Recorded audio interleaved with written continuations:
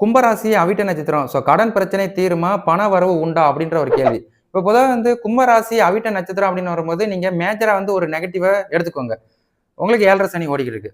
2வது ராகு கேது பயிற்சி ஓடிக்கிட்டு இருக்குது. இவங்க 3 பேர் நம்ம ராசிய ஆட்கொண்டுட்டாலே நமக்கு பினான்சியல் அன்ஸ்டேபிள் பண்ணி விட்டுருவாங்க. இதுதான் பிரச்சனை. அப்ப பினான்சியல் அன்ஸ்டேபிள் இப்படியே தான் இருக்குமா? நமக்கு லாஸ்ட் உசுறு மட்டும் தான் இருக்குமா? வேற எதுவும் நம்மளால பண்ண முடியாதா? அப்படின்ற ஒரு கேள்வி உங்களுக்கு இருந்துகிட்டே தான் இருக்கும். அது ஒரு ஓரமா வச்சுக்கோங்க. ஆனா உங்களுக்கு இந்த 3 கிரகங்களை தாண்டி இதர உங்களுக்கு ஒரு 6 கிரகங்கள் இருக்குது. இதுல உங்களுக்கு குரு சாதகமா இருக்காரு. குரு ராசிக்கு 5ல நின்று உங்களோட ராசிநாதனையும் லாபாதிபதி ஸ்தானத்தையும் அது உங்களோட பாக்கிய ஸ்தானத்தையும் பார்க்கிற ஒரு காரணத்தினால உங்களுக்கு கடன் பிரச்சனையா இருக்கிறீங்க. இந்த கடன் பிரச்சனையை ரிலீவர் பண்ணுவீங்க. அடுத்த வருஷம் 5வது மாசம் வரைக்கும் உங்களுக்கு 25 விழுக்காடு இந்த கடன் அடைப்பதற்குரிய வாய்ப்புகளை இந்த குரு பகவான் வழங்கிக்கிட்டே இருப்பாரு.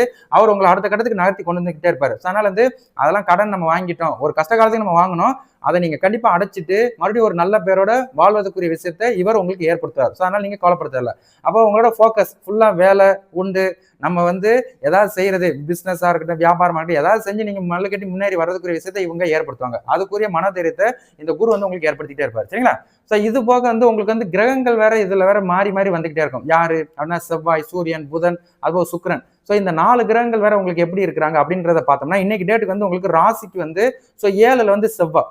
அப்ப ராசிக்கு 7ல செவ்வாய் இருந்தா கூட செவ்வாய் உங்களோட ராசிக்கு 10ஆம் இடமான தொழில் ஸ்தானத்தை வேற அவர் சாலிடா பாக்குற ஒரு காரணத்தினால வேலை கேட்டார் போல பண வரவு வந்துகிட்டே இருக்கும். பண வரவுக்கு தந்தார் போல இப்ப பண வரவு வந்து நம்ம என்ன பண்ணுவோம்? இந்த கடன் தலைக்கு மேல இருக்குது, இந்த பிரச்சனை இருக்குது அப்படின்றத நீங்க செட்டில் பண்ணிக்கிட்டே இருப்பீங்க. இது ஒண்ணு.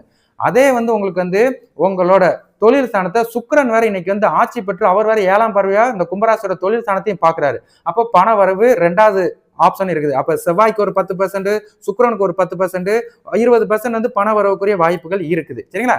இது போக உங்களுக்கு சூரியன் வேற உங்களுக்கு டிரான்ஸ்ஃபர்.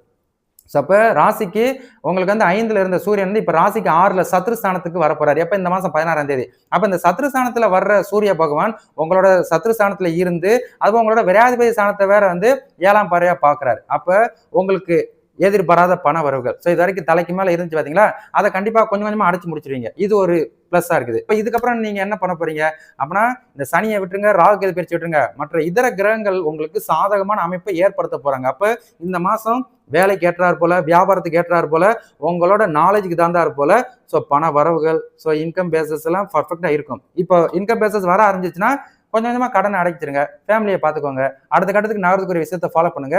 சிம்பிள். இந்த நிலைமை இப்படியே இருக்காது, நீங்க அப்டேட் ஆவீங்க அப்படின்றத மறுபடியும் உங்களுக்கு ஞாபகப்படுத்திக்கிறேன். அதனால வாய்ப்புகள் இருக்குது, அதை கரெக்டா பயன்படுத்திக்கிறது உங்க கையில தான் இருக்குது.